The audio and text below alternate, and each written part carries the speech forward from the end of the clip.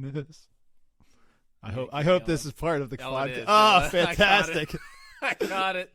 Yes. Welcome to the Zach and Steve Have a Podcast. Yes. I'm Steve. And I'm Zach, and you're going to hear all kinds of singing coming All up. kinds of singing because we just got off of our, last week, if you listened to last week, which we know you did because there was 4 listeners for our week 2 podcast. That's a lot. That's a lot. I listened to it twice, so.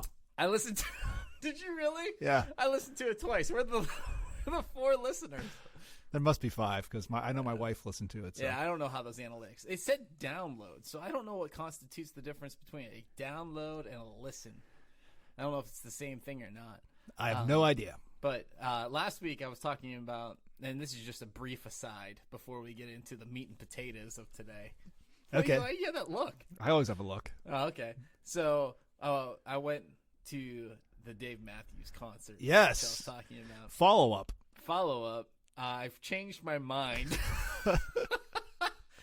The audience at a non-Christian concert is just as bad as a Christian concert. So you had a bad experience. I did not have a great experience. No, it was it wasn't like the pushing and shoving. It was almost the absolute lack of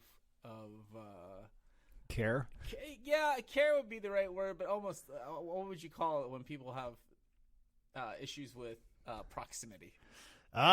They don't care about personal space. Yes, personal space was not a thing, and I think it's just maybe it was a Cleveland thing over a Pennsylvania thing. Because when we So are people snuggling with you or what? When we okay, yeah. Well, let's talk about that just real quick. So when we were in Burgettstown last year, no problems whatsoever. You put out your lawn chair. I put out my lawn chairs, and were there people close to us? Yes, but everybody was very respectful. Gotcha. Very respectful. This show. Did you have a better spot? Were you close? We sat in the exact same spot at Blossom that we did at Star Lake. They're almost set up identically. Okay. Star Lake's just better. Gotcha. There's no it's in question. Pennsylvania. It's in Pennsylvania. It's just better. So anyway, so we're sitting where we're at, and people were friendly enough around us, but people started setting their blankets up on our feet. Nice. They just threw it down. It wasn't like, oh, I'm sorry. It was just like, yeah, we're doing that. I don't enjoy concerts where blankets are involved. No. I enjoy much more sitting in a chair that is assigned to you and not having to sprawl out on the ground. My favorite, it's funny enough. So the blanket people did turn around us and said, hey, do you want to switch us spots? Because we are going to dance. Did you say yes? Of course. Yeah. Yes, because I'm like, I want to witness this awful dancing that's about to occur. The whole time, they never danced. We kept turning around. And they just standing there. They were just sitting on this blanket the whole time. No dancing. Never danced once. But so we moved up all 4 inches. So we went to the Hillsong concert, the Christian concert. Yes. We got there. Doors opened at 7. We're in the pit, so we figured, we don't have a seat. We're taking our kids with us, so we wanted to get there early enough that they could be close and not have people standing in front of them, so they could stand along the rope. The way that it works down at PPG Paints Arena, the way the pit's set up, there's a walkway that goes out from the stage, and the pit is around the walkway. So there's a pretty long area where you can have front row. Because it goes all the way down the walkway. There's a rope set up. I saw some of your pictures, and it seemed like you guys were relatively close. We were very close. Chris Tomlin was throwing sweat at you guys, basically. Well, the kid that was with us, he got actually a fist bump from Chris Tomlin as he was going down the walkway. That would have been the coolest thing to happen 15 years ago. Yes. He said he didn't know how to feel about this. He was excited.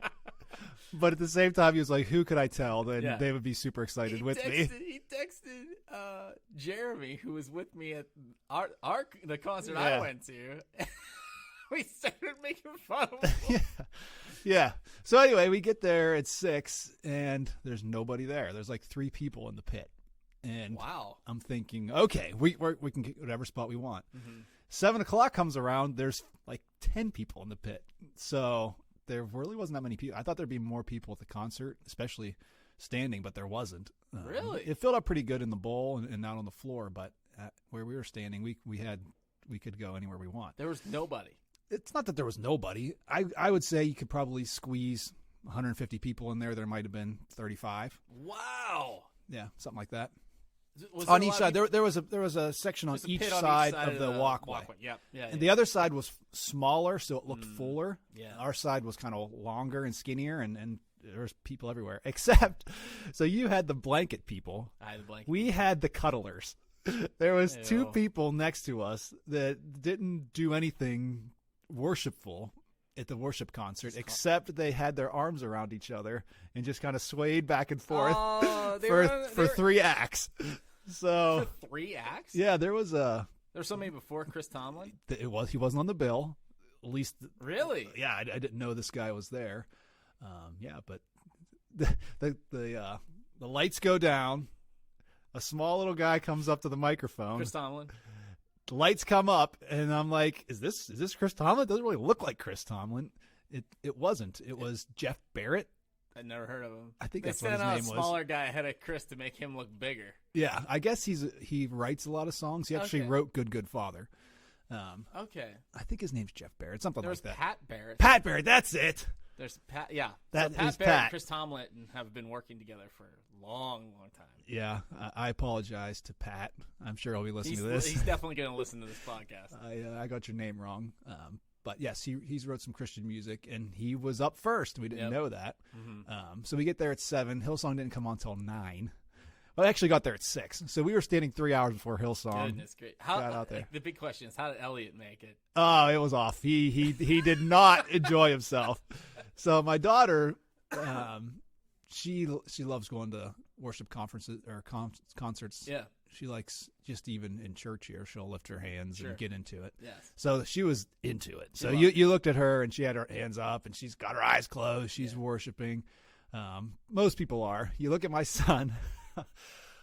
He's standing there looking down at the ground, back slouched, like somebody stole his puppy.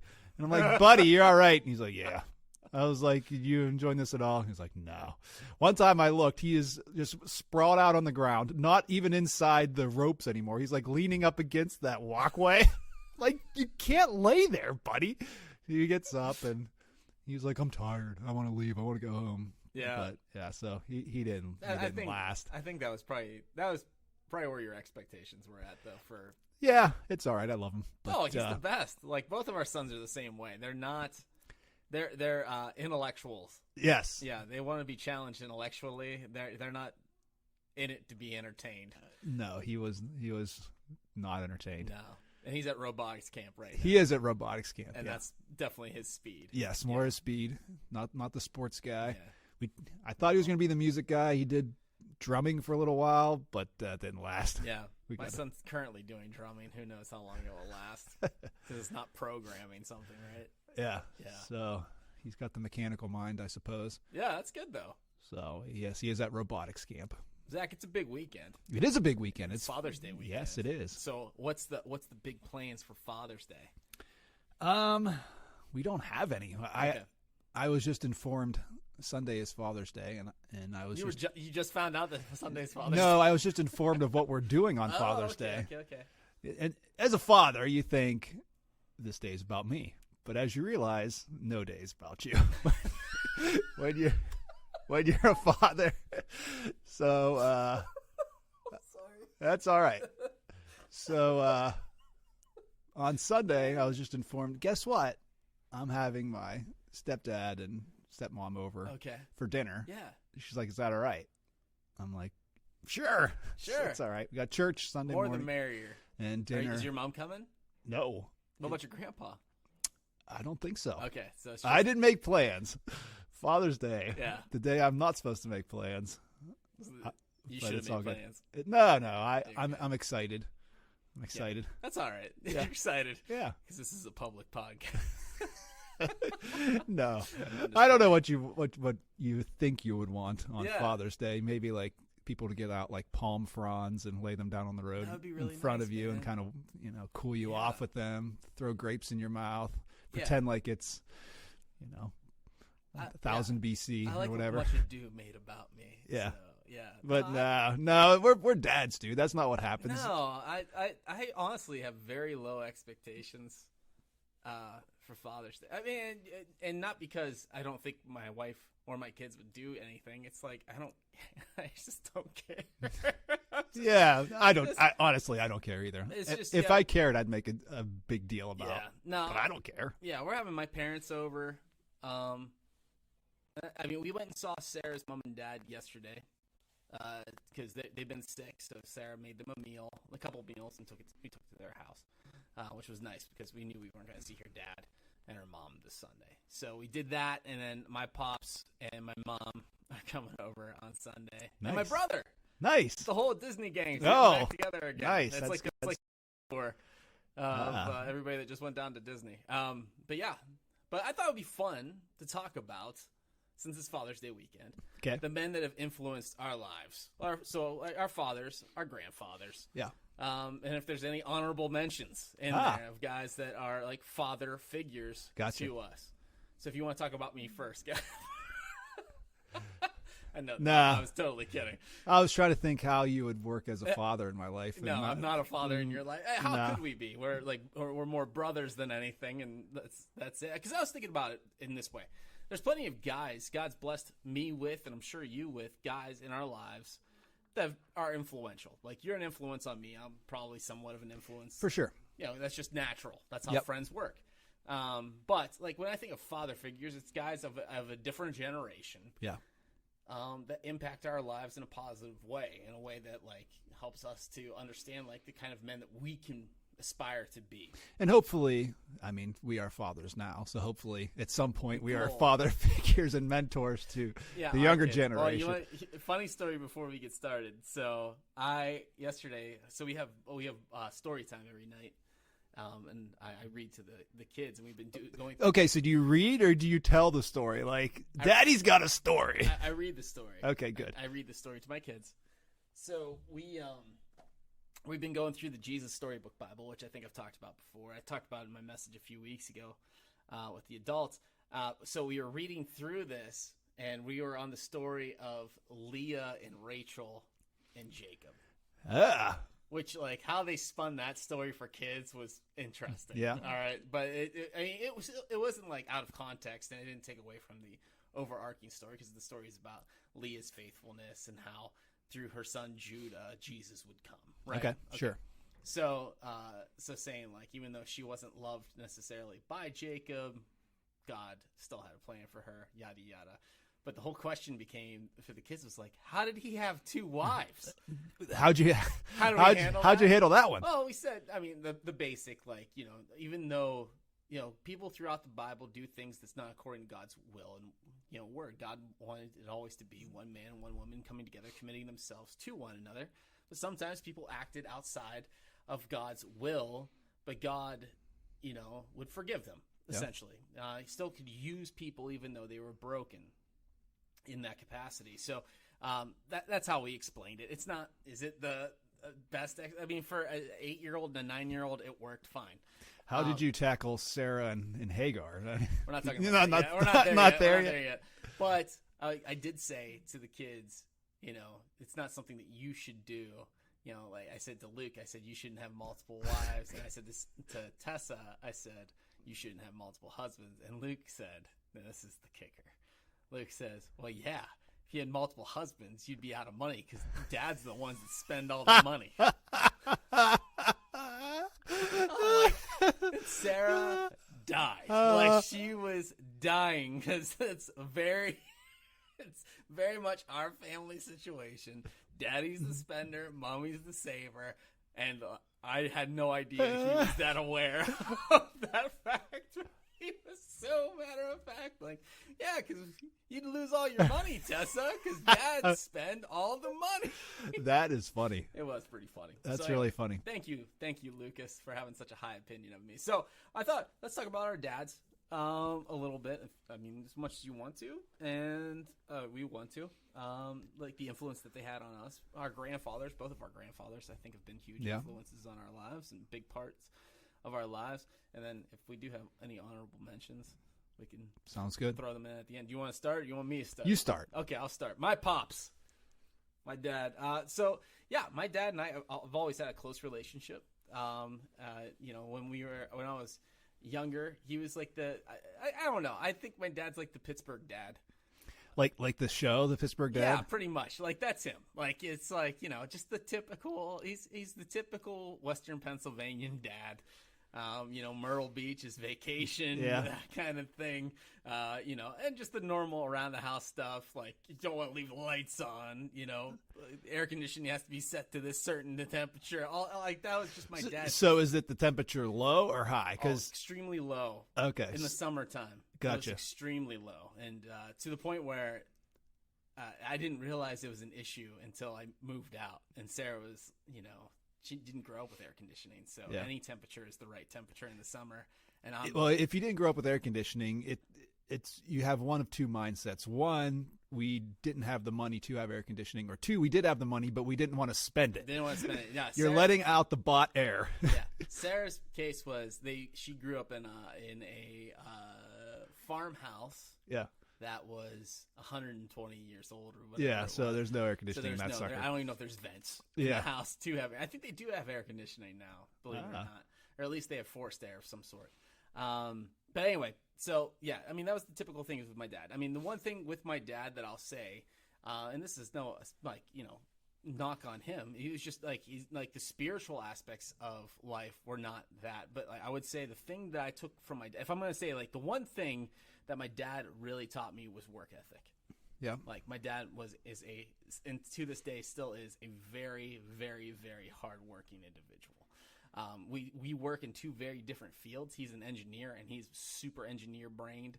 And then you have me that works in the field of faith and service. And people. So we don't necessarily understand each other. But I think through him, I learned a lot about what it means to work hard and push hard, through things, and that's the one thing about my dad. I'd say that my dad and I have a closer relationship now. I think a lot of my sense of humor comes from my dad, just like the goofiness of it. That's one of the struggles even that I have is the humor aspect of it. But, I don't know what all to necessarily say. It's just he's a good-hearted guy. He cares a lot about me and my brother and my wife and my kids. But yeah, I'd say if there's anything I would say that my father has instilled in me, it's the work ethic, and I'm also like sports and all that kind of stuff. Yeah. Where one of my favorite things with my dad was him teaching me how to throw a football. There you go. He bought the first football. I remember the kit that he brought home was like a football and a pump and a kickoff thing. What's the little tees that they used to? Yeah, that little orange thing you put on the ground. Thing. They don't use those anymore. They use some sort of new contraption. That's but yeah, he got that whole set. I remember him pumping up. He's like, "Let's go outside and throw the football around." And we're throwing it back and forth. I'm trying to figure it out. And he throws it to me. One of these times, I caught it, and I'm like, I throw it back at him, and I hit him hard, and I put him down. So was he not paying attention? No, he was paying attention. He just wasn't expected to come in that fast, I guess. I don't know. He didn't realize. I think I was 7 or 8. He didn't realize the arm you have. I'm not saying that I had some amazing arm, but I think it definitely hit him harder than he was expecting it, or came in faster than he was expecting it. And then years later, because the other thing he loved was baseball. My dad played baseball when he was a kid. So he taught me how to, throw and all that kind of stuff. And same thing happened to him in that. The baseball. Baseball, I hit him in the eye, though. Oh. Right in the eye. Nice. I mean, he would whip that ball at me. He's like, "You gotta get ready. He's gonna come off the bat." He's wham. I'm like, "Is he getting his aggression on me?" I'm like, "I'm 5." Hit him right in the eye. So you whipped it back. Oh, I did. Or did you hit it? Whipped it back. Nice. Whipped it back. I wasn't trying to hit him. But you I think right in the eye. Isn't that part of fatherhood? You go into it knowing you're going to get hurt. Yeah, we You're wrestle, get and I get physically pummeled. and emotionally Yeah. like your children. Yeah. So, my dad passed away in 2020. Yes. Yeah. January of 2020. So right before the pandemic started. So it's been a struggle, because you have a relationship with your father, and I guess you don't really realize all of the areas of your life that your father is in and your father touches and helps you with and does all that stuff. It's just, you kind of take for granted your dad's there and what all that means and just for my personality and all the things I like to do. So it's been an adjustment these last couple years without him. And what I would say about my dad, for what I learned from him, work ethic is one. Didn't have a lot of money growing up, and he was always working, but I never felt like he was always gone. I felt like he was there when he had free time. He would invest it in us the best he could. We had a camp that we would go to on the weekends. That's a Western Pennsylvania thing. Going up camp. Maybe that wasn't for your family. No, you were the Myrtle Beach we were gang. The Myrtle Beach. Western yes, PAers. or you could do camp, or you could do Myrtle Beach. We Yeah. were the camp crowd. Yeah, we did all. It's a weird thing that those things never really No. overlap. No, Like, we your did. family was either you were either the Myrtle Beach crowd or you were the camping crowd. Right. We only went on one vacation that I can remember. It was to Myrtle Beach, but Because of course. when I was in second grade, we went to Myrtle Beach for a week. He knew someone down there. I don't know if they were family or friends or something. I remember staying with them a couple days, and then we were at a beach house with some friends. But that was the only vacation. So now I am not a camp person. I'm a vacation person. I think it's because we didn't do it, and I once we were out on our own, we went to the beach a couple times, and I just love traveling now. I don't know if it's because of we didn't do it, or I don't know why. But we're not camping people as much now. We were camping people back then. So that was my dad's big thing: fishing, hunting, camping. And I got that from him. I got that love of that from him. I remember a bunch of my friends growing up, the crowd that I hung around with. They probably were the Myrtle Beach crowd. Right? They didn't do much. Like, you put them outside, and they were very uncomfortable being outside. I loved the woods. I loved that type of thing, and I got that from my dad.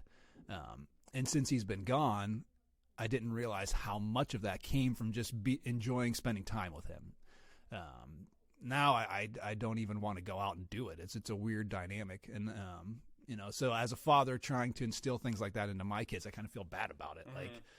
But we had a boat always growing up, and I thought about getting a boat, but thinking now, my father's reaction every time we were in a boat. Like, it was always frustration. Every time we were in this boat, he was so angry about something. I think that's just how fathers are that way. They're always a little frustrated. Yes, so nothing ever worked. We get out on the water, and I don't know, my line would get caught in the motor or something. And, Oh, really? Oh, that's sure. the worst. I know. I was always so scared about that. Keep your pole tip up, Keep it away from the motor. Yeah, now thinking, Was it a fishing boat? yeah, it was like a little, I don't know how big, maybe 15-foot boat. I don't know, something like that with a like 9.9 motor on the back of it. You putter out on Pontuning, walleye fishing. Yeah. That was kind of our life growing up. And I remember my grandpa, his dad would do that, and so there was that dynamic there we had with his dad, my dad, and me. And just my cousins. We had a bunch of boy cousins on that side of the family. That was our thing. We'd go to pontuning. We'd go up to camp. We would just spend time out on the water, out in the woods. And now that he's gone, I just don't have the desire to do it, because he would set everything up. He'd have the boat ready to go. It was so much more about him than it was the actual I experience. enjoyed it, but I guess I just don't know how to do it. Like, I've tried backing I up. see what Like, you're I've tried. Yeah, but it's the whole thing of it. Like, Sure. just pulling a trailer, that's not my speed, man. No. I've almost cried trying to back a trailer, and it's small little. I feel like that is the most dad thing. Yeah.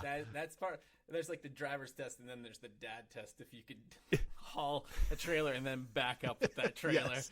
If you can do that well, you have officially become a dad. you are like a real dad. Yeah, I'm not to that point A yet. true Western Pennsylvania father. Yeah. So we would thinking about my dad in his boat. That was all he'd ever work on, was this boat. He'd be outside doing something with his boat. And so I've heard it said, the best time to have a boat is right before you buy one and right when you get rid of it. Yep. Because the rest of the time you're working I've on heard it. the same thing. They're a pain in the butt to maintain. So I feel bad, though, because I love doing it. I love going up to the lake because I had no responsibility. I got in the boat, got my fishing pole out, and he did everything, Yep. He got the bait, he got the motor ready, got the gas, all that goes into that. Yeah. Would drive it, would back it down the ramp. I'd help him, actually get it off of the trailer and hook it up to the dock. But then I just got to ride and fish, and that was fun. Yeah. But now with all the responsibility, it's like, this isn't fun. It's not worth it. That's a lot of work. Go ahead, I'm sorry. But as a father, those are the kinds of things you do. And I think that's what he instilled the most in me, is just a selflessness. Yeah. And just, I'm willing to sacrifice my time and my desires so you can do stuff. That's like you think that's the greatest impact he had. Yeah, I would say so. Aspect. That's great. That's really awesome. I would say I got that more from, if we're going to continue on in the legacy of men in our lives, because this is a similar situation with a person that was huge in my life, but he's been gone for 13 years.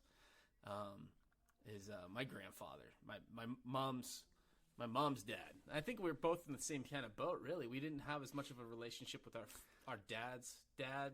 Yeah, maybe I had a little bit more. Yeah, you definitely. They lived in I can't speak. The dynamic in our family was they were from Ohio, East Palestine, Ohio, and most of my cousins were from Ohio, and lived in that area. And we moved to Pennsylvania, so we would go visit them, but we weren't as close with that grandparents. It's not because of dislike or not getting along with them. It was just proximity. Yeah. So my other cousins would see them all the time, and we would see them, sometimes. Yeah.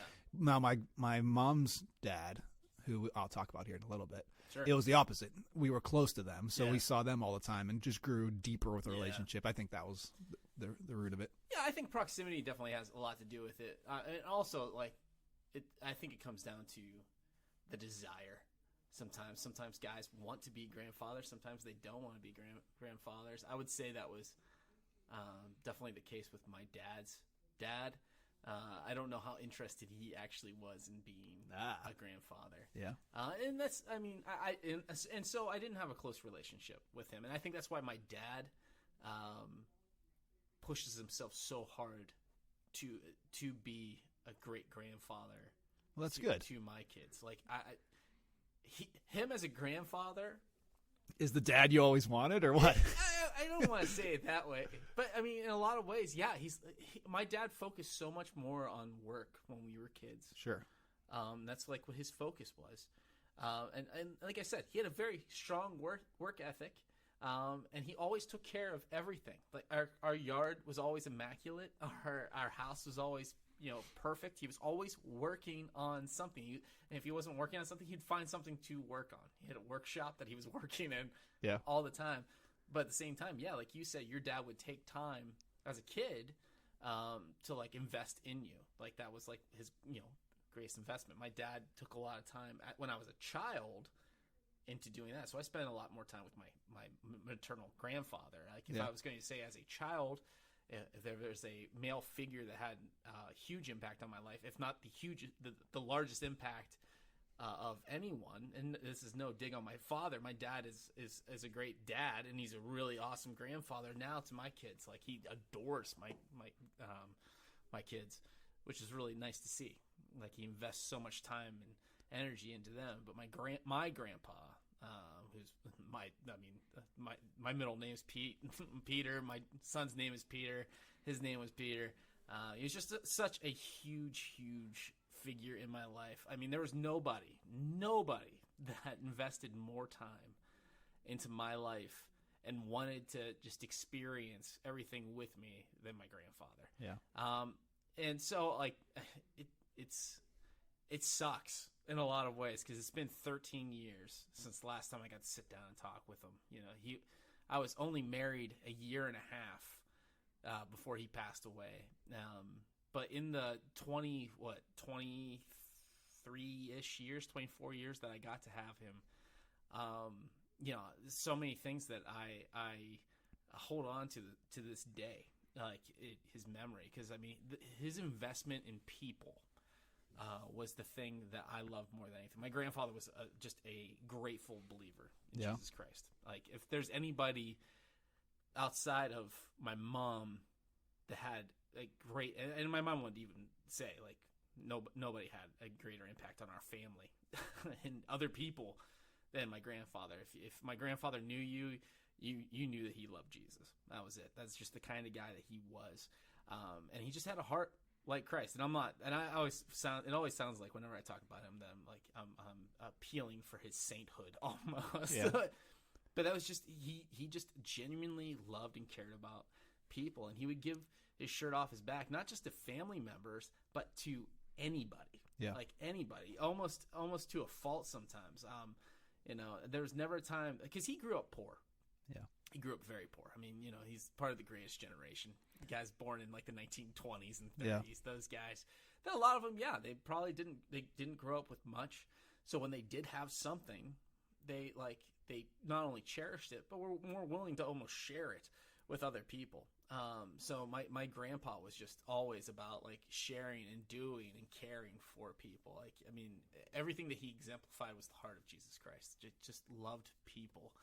And just prayed for people all the time. That was like his greatest gift was his wisdom and discernment of like the people that were struggling. I remember a lot of times he would tell me, or he'd call me the next day, be like, hey, God, the Holy Spirit just laid it on my heart. You're going through something really hard. And he'd always be spot on. I'm like, I don't know how you have this level of discernment, like how you have this level of like input from the Holy Spirit. That's awesome. He's like, I was up 2:00 praying for you because the Holy Spirit put it on my heart. I'm like, how do you even know this kind of stuff? But he was just a faithful believer. And he was a prayer warrior. The guy spent, like, he had this chair that we called his like prayer chair. Like he'd sit there and he just like, and it's a lot of the time he'd spend just praying for people. Wanted to know like how he could like pray for people, and it wasn't just with my family. Like I was saying, I remember we were out at Gitgo getting gas because my grandfather was also the master of.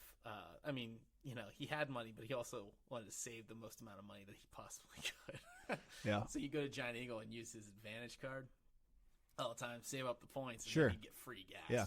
So we were there one day. We were filling up our gas cans to go cut the grass because I cut his grass every week. Like I was over his house multiple times a week, all the way until the day he passed away, essentially. So anyway, we were filling up the gas cans. This guy comes over and is like, "Hey, sir, could you spare any money?" My grandfather says to him, like, without even thinking, without even thinking about it, he just pulls out a 50 for the guy. He gives it to him, and he's like, the only thing I ask is that you don't go over to that liquor store and spend it. And the guy's like, no, sir, I just need some food. I want to go over to the Giant Eagle. Because it was the Gitgo that used to be in front of Giant Eagle. I think it's where the Arby's is or whatever it is now. And my grandfather was like, that's fine. Just take it and get yourself some food, please. Sure enough, the guy goes beelining right. My grandpa's like, ah! Really? But like the funny thing is he would never stay mad. Yeah. I'm like, why can't I be more like him? The guy was. Did I see him get frustrated with things? Absolutely. He's not a perfect human being. Nobody is.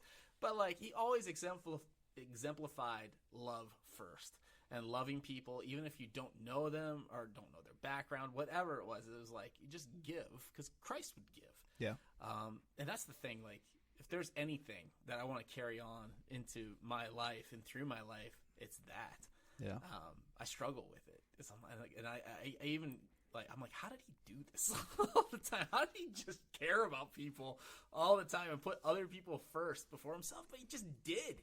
Yeah. He did. Like, my grandmother was one of the most insanely difficult human beings on this planet. She was his wife, and he loved her and cared for her till he passed. Like, I mean, he put everything into caring for her and doing this because he's like, that's what God has called me to do. I'm like, how? Not that he wasn't ever frustrated. Yeah. He did it.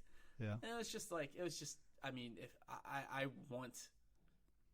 I would hope that, the day that I have grandchildren, or even with my sons and my daughters, they look back and be like, yeah, my dad was like that. I don't think they would. Well, at this point, we know what Luke thinks. You're the guy that spends the money. Yeah, he's like, yeah, that's the guy spend. He's not going to give anybody money because he spent all the money. Well. Yeah, that's Pete Sanity. He was the best. I love that guy. Yeah. Anyway, my the other person, male figure that was impactful on my life would be my Who grandfather. I adore your grandfather too. Yeah, he is still calls us- living. yeah, he calls us Zachy and Stevie. Yes, he put the Y on the end Yeah, of I it love there. it. I Term love of it. endearment. There's nothing more endearing than a guy of that age calling you, like, putting the Y at the end of Right. your name, like, because they're the only ones that are allowed to. Right. Go ahead, I'm He's just had his 96th birthday this week. Oh, I missed his birthday. Yeah, it I'm was. sorry. What's today? The 17th. He was born on the 14th of June, Yeah. 1920 something. I don't know. He's Gosh. 96 years old. But you talked about your grandfather in very fond terms, and it's the same for me. Like I've been, I don't know if I would call it fortunate enough, but I've had the responsibility to eulogize people in my family. Yeah. And I kind of feel like it's my job now. Like we've lost some people the last few years, and you've done. Just your grandma. Yeah, just my grandma. Just your grandma. I keep thinking you did my dad's, but you did not. I did not do your dad's. No, but I'd get up there and eulogize, and difficult to do it, but it was joyful at the same time. And I've had family members say, "How can you get up there and do that?" And I don't know if I could do it for my grandpa. That's the kind of impact that he's had on my life. You know, like I don't know if I could do it because of just the person he is. 96 years old. The dude is so smart and so with it. Like his memory is insane. You'll go over there and he'll just, he's alone now. My grandmother passed away. I don't know how many years ago now. I 6. think that was 2018. Your grandma passed away. Yeah, a few years ago. So he's been by himself for a while. And he just likes to talk to people, you know. Mm-hmm. And so you go over there and he'll just start talking and telling stories from when he's a kid, Love it. and he remembers things to the detail that I can't remember anything. I know. You know, like I have this terrible memory, but he'll remember like who his teacher was in first grade and like where he sat in the class, and he'll just tell these stories about this, and you just sit there and marvel at this guy. Like 96 years old, strong as an ox, but just the kind of person, just the way he lived his life. He said work ethic. I don't know anyone that's had a work ethic like this guy. I mean, he worked. He came from a dirt poor family. He was either the oldest or one of the oldest, so he had to provide back in the 20s, early 30s, like you said, with the depression and all that. Goodness, yes. And so he left school, I think, when he was in 10th grade, and got a job, supported his little brothers and sisters, and just worked double jobs through his whole life. He would drive truck. It was funny. He tells stories all the time about meeting people that are retired now and used to drive truck, and he'll get into conversations about them, and they're just marvel that he's so much older than they are, and they'd be like, "What? Like you don't remember this, but back in the 1960s or whatever, this trucking company existed." And he was like, I was trucking 40 years before that, or whatever. 40 years before that, I had a Model T. Yeah, I I don't know, trailer on the back. something like that. So, but yeah, but he, like you said about your grandfather, just always investing into you. It was the same. He always invested into his grandchildren. I would spend summers at their place because my parents would both work. So my mom would drop us off in the morning, and we would spend summers at Grandma and Grandpa's house. And from him, I learned my love for God, really. Yep. He was the spiritual leader in our family. Yep. And we went to a Presbyterian church, and I just remember going, he was always dressed up in a suit, and Yeah. it was to the nines, And My grandfather sound almost exactly the same. That's awesome. right. And we had the same pew he would sit in all the Yeah. time. And just remember, like, you had to be there. And it was more so because he was there, like we have to go because Grandpa's there, and so just that personality, like just pulls a family along with it, if that makes sense. Just his orbit, his impact was that, and he's still that way. I love talking to your grandfather. Yeah. He's just the sweetest dude. And honestly, he reminds me a lot of my grandfather. And everything he just said about your grandpa was like pretty much the exact same. Like even down to like going to church and stuff. I didn't want to be there, but my grandpa was there, and I always sat right next to him. Yeah. During service, and he would play with his what was it? The Halls. He always Ah. had Halls cherry. There you go. Or cherry menthol. Cough drops. Oh my gosh! Like Yeah. always had Lucy's in his pocket. There you go. A bunch of them. But yeah, the spiritual impact. It's cool that we both had that exact same experience where like the spiritual leaders of our house and of our families were our grandfathers. We could really Yeah. look up to them. And like spending the summers at my grandpa's house I still go past their house in Wheatland. I don't know if you are you where does your grandpa still live in the same house that he like? No, he lives in a condo now. Okay, does he? Yeah. Okay, yeah. But no, I know right where the house was. Sure, all the memories that are there. Do you But ever go past it just to? Oh recollect? yeah, for sure. There was 2 houses that he lived in that he was at for periods of my childhood, and sure, you'd go there and you remember all the stuff that you used to do there, all the fun times with the cousins and just like that. But I think what we can draw from this is the importance of the leader of your home to be the man, and especially spiritually.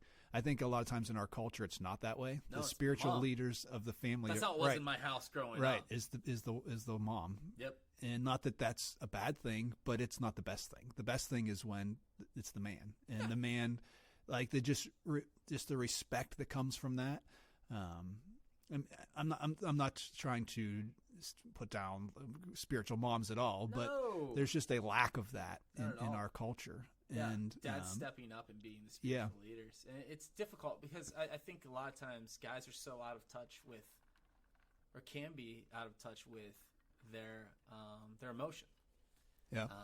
And I feel like it takes a level of sensitivity and vulnerability and transparency to love God, because it's not just a normal thing to do, right? Right. It's not like because I mean it's the unseeable, unknowable God, and like he loved his people so deeply and so greatly. You see the emotion of Jesus Christ through the Scripture, and a lot of guys like that's not what we view as manly. Like right. we keep talking about Western PA, and everything that Western PA is like, I got a truck, and my rifle, and a camo, and I got. I can back up my trailer. I can back my trailer. Which all things I love to do. Yeah, and there's nothing wrong with that. Yeah. But there has to be a balance between the two. There's nothing wrong with anything. Yeah. As far as that's concerned, like I mean, yeah, like a hunter provider kind of mentality. There's nothing wrong with that, but also, like Jesus exemplified everything, not just like the manly aspects of being a man, what we would quantify as being manly, but also the aspects of being loving and nurturing as a man. Yeah. And I think we both experienced that with our grandfathers. I think even you experienced that with your dad on some Yeah, level for too. Sure. Not me, like with my dad.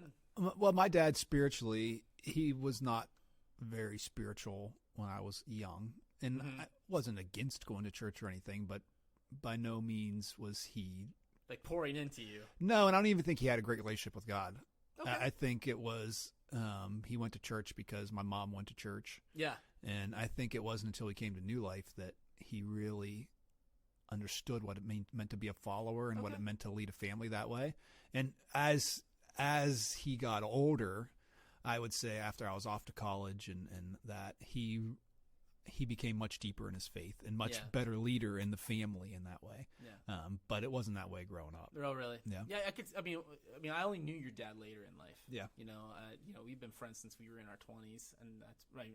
I've pretty much known your parents since we've known each other. And that's really all the only impression I ever got of your dad. I mean, not that he was, it wasn't, what am I trying to say? It wasn't like ever you knew he was a believer, I guess is what I'm trying to say. But he wasn't going to beat you over the head with something which is a good thing. Right. But I remember, like, especially when he wasn't doing really well. He had cancer. Right? Yeah. That's he had cancer. taking his life. But I remember going to visit him in the hospital a couple times, and that's like the one thing that like I think. Oh gosh, I hate.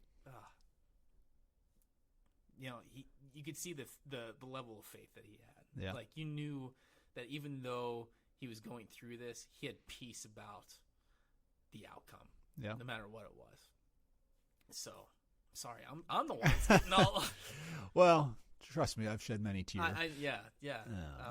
And this is. I mean, you talked about. I mean, you did such a great job speaking at your father's funeral. I think I would have broken down. Yeah. Because we had talked about that. I'm like, oh man, I don't know if I can make it through it. I would do anything for you, obviously, and if you guys, if I had, could have been any kind of help. Yeah. Pastor Ron did such a amazing job. My dad, the relationship I had with my dad, he was loving, but he was also distant in a way, or maybe I was distant. I don't know, but we didn't have a relationship where I felt like I could sit down and just have long discussions with him. Yeah. Like we would have long rides in the car, and it would always be surface stuff. It would never be deep, life changing sort of conversations. Sure. But we went on a trip up to Canada. That was one of his things he loved to do. He loved to go up to Canada fishing, muskie fishing, and and they used to call it moose fishing. They would go, That's one thing you do not want to pull in. No, you don't want to catch a moose. Maybe a fish big enough you call it a moose, but not actually moose.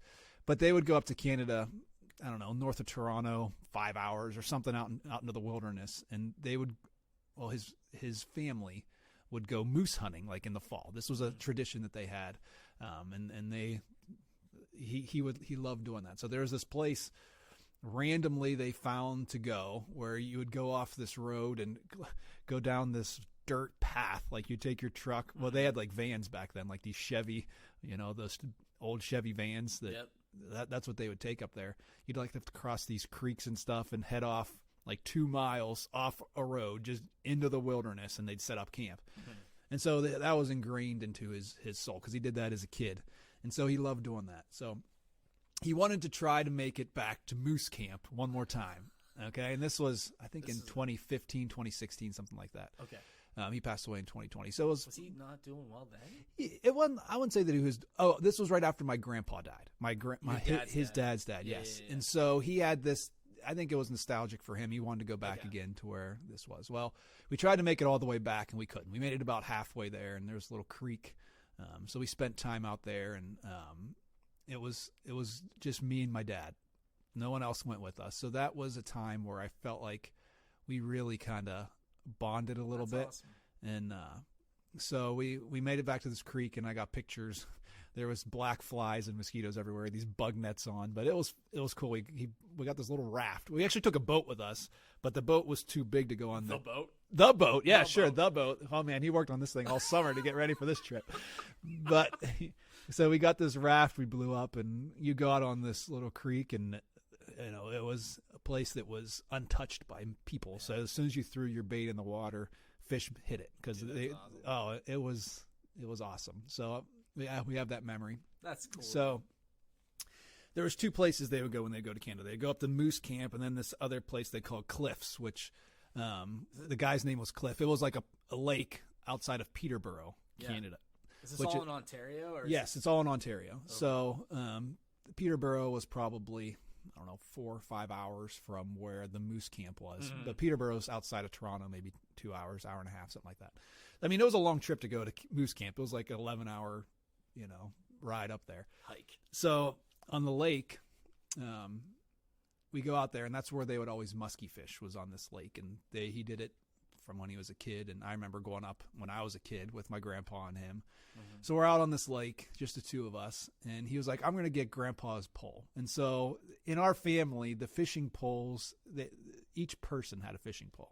So my grandpa had a pole. That was like their definitive pole. My grandma loved to fish too. She was really? She was the best fisherman in the whole family, was my grandma. Really? And that was the secret. Like, you go out fishing, and grandma was the best. Grandma. Yeah, well, she would go along. She wouldn't drive the boat, but she would ride along, and she'd fish. And she caught the most fish. What, she's like bred or I don't know. It was just love. Corn. It was love. Grandma's love. Grandma's love. That's the thing. She was the best fisherman in the family. So I would always, if I picked a pole, I'd pick Grandma's pole. And no one picked Grandpa's pole because he would always go fishing. So after my grandpa passed, my dad took his pole, and he put his reel on it. He took the pole up there, so we went muskie fishing. And so he caught a muskie, and I've got the actual catch on video. As soon as he caught a hold of this thing, I got out my camera because I thought this might be a special moment, right?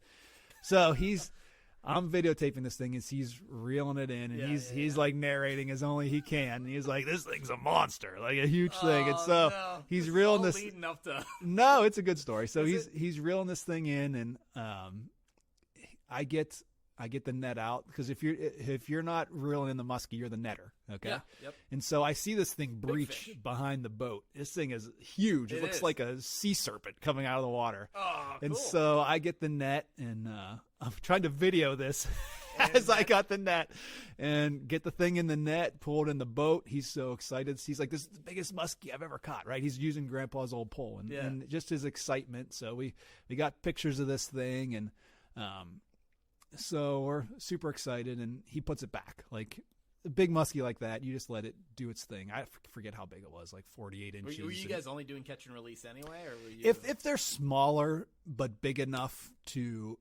like be legal to take, we might take one, but they're not the greatest eating. There's a lot of the bones are they're all right. They're a white fish, but they're not the greatest eating. Like we'd keep the walleye. Walleye's much better. Yeah.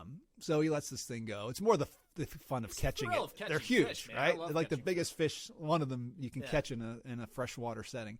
So where he gets done, and we're getting ready to go back to where we were camped at. So he takes Grandpa's pole, takes the reel off it, and he looks at me and he chucks it in the lake. And he just starts bawling. And it was him honoring his dad. Yeah. And it was such a special moment. Like I'm tearing up thinking about it. That's like one of the sweetest stories I've ever heard. Man. I was like looked away because I didn't want to, like, we didn't show emotion around each other. That's not something that we did. We were always just, stoic. Father son, like no emotion. But that was him like breaking that barrier. So he threw the thing in the lake, and we didn't say anything, but by the time we got back, just both of our faces were just drenched in tears. And I think from that point on, for the rest of his life, there was like an understanding and more of a openness, an emotional connection. Emotional connection, yeah. Your dad that's so cool, man. I'd never heard that story before. Yeah. And if I have, I apologize. No, it's not one that I tell very often. It's more of a personal one. So the pole's gone. It's in the bottom of the lake. It would sink? It wasn't made of wood or anything? It was made of wood, very sturdy. I didn't mean to take it that direction. Yeah, no, but yeah, it was. In my mind, it was like, it sunk. He gone. He hit the bottom of the lake. He gone. Yeah, so just like, because that was something special. Everybody had their own pole, but that's where Grandpa was, and that's so cool though. And so when he was becoming ill in the later stages of his life, he brought me in one day and said, when I go, I want my ashes spread up in Canada. Yeah, okay. Up in try to get back to the moose camp and spread their ashes. So he passed away in January of 2020 and cremated. And then COVID hit. And Canada's been closed for 2 years. So I don't know. That might be something we try to do this summer. But I'd want to take my brothers and head up there and do that. We've talked about that. What we can do is take the boat. Yeah. And we'll just go across Lake Michigan into Canada. So, yeah, but this is a big thing in our family now. Dad's in his urn, Yeah. There's ashes, and Mom's like, I don't want it. That's like a weird dynamic now.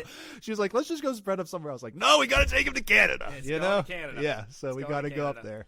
And that's hard because you want to honor his wishes. So I totally get it. But yeah, that's got to be hard on your mom too. Like, take a little weird turn here, but that's kind of, because it comes back from that story of throwing Grandpa's pole in the lake. It's just a tradition in our family. Like it's just being outdoors, fishing, hunting, that was the Cyrus family thing to do. That's cool.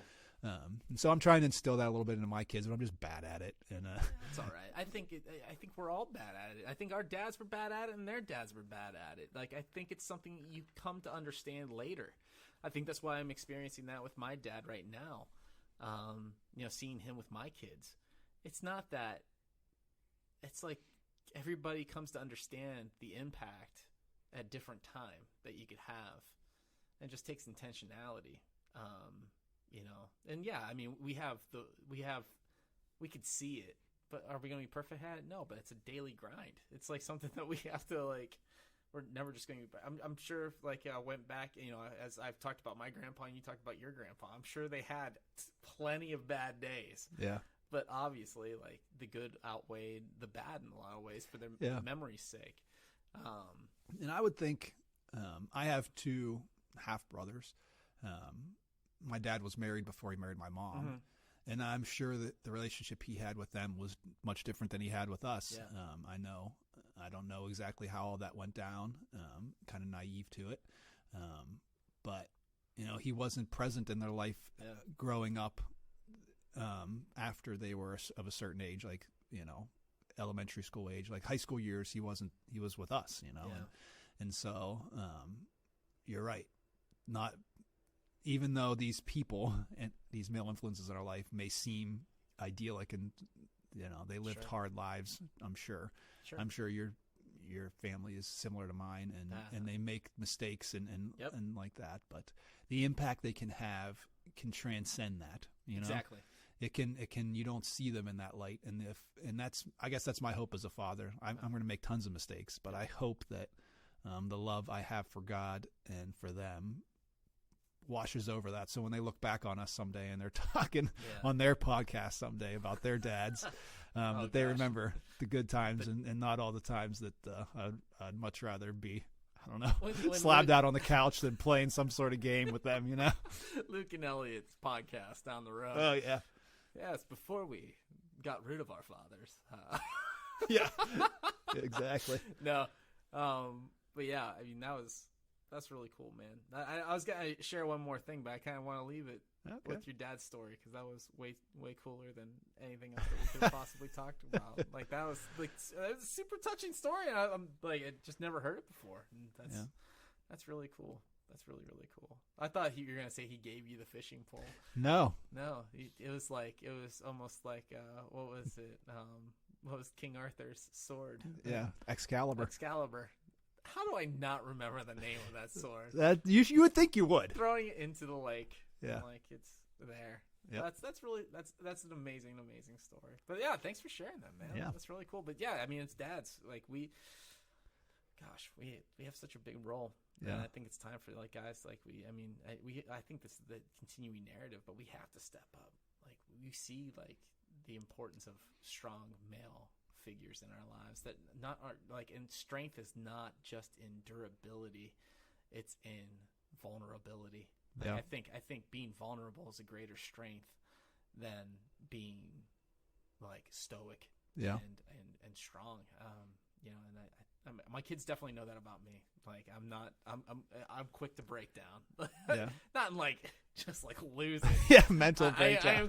I'm quick to break down. You're quick to break down in all the ways. Just to lose it sometimes, sure, but like at the same time, I'm very transparent with, like, like, if something hurts me, I'll cry. Like, I mean, that's it. And, like, I think my kids have seen that in me, and I want them to know, because I can even see it with Luke sometimes. There's like this, I'm not gonna let you see me. Yeah. See me hurt. Oh yeah, Ellie's the same way. The same way. Yeah, our boys are very, very similar. And I think our daughters are very similar. Where, I mean, it's also a firstborn kind of thing, where it's like, but just like, there's just a difference between the firstborn and the secondborn. And my first, like, Tessa and Addie are both very, like, I mean, they're just they have big hearts, and they care, and so they're going to show that in so many different ways, in, like, the best ways, and also in, like, the most emotional way. So right. But yeah, I hope our kids do remember us well. Listen back on this podcast, children. Remember us well. Yeah.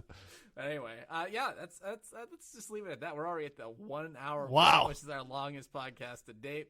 And we know everybody listening is just so enthralled. Oh, I know. Like, this is more therapy for us than it is anything else.